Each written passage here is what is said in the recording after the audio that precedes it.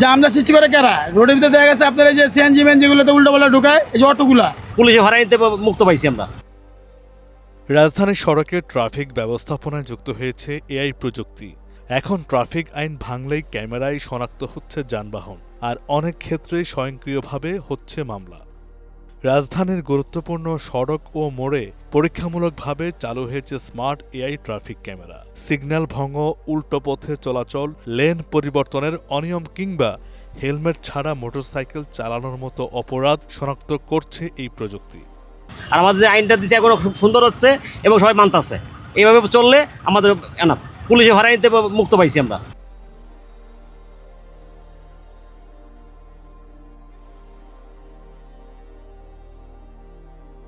এখন প্রযুক্তির মাধ্যমে গাড়ির নম্বর শনাক্ত করে স্বয়ংক্রিয়ভাবে মামলা প্রক্রিয়া সম্পন্ন করা হচ্ছে।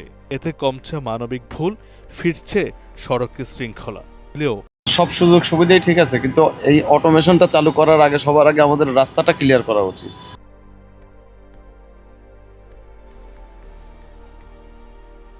বিশ্বের বিভিন্ন দেশের মতো বাংলাদেশেও কার্যকরভাবে এআই ট্রাফিক মনিটরিং বাস্তবায়ন করা গেলে যানজট ও সড়ক বিশৃঙ্খলা অনেকটাই নিয়ন্ত্রণে আনা সম্ভব বলে মনে করছেন অনেকেই।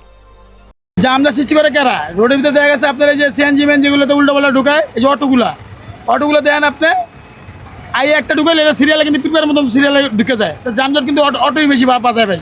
হ্যাঁ অবশ্যই আইব, কিন্তু ডিজিটাল না, যদি ডিজিটাল থাকে এইভাবে যদি নিয়ম থাকে তাহলে অবশ্যই এটা ফিরে আইব। আগে যে জাম ছিল বর্তমানে কিন্তু এই জাম আর নাই।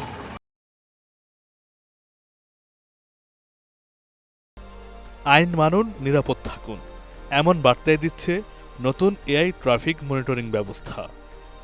S M Mainuddin Ripon, 21 television, Dhaka.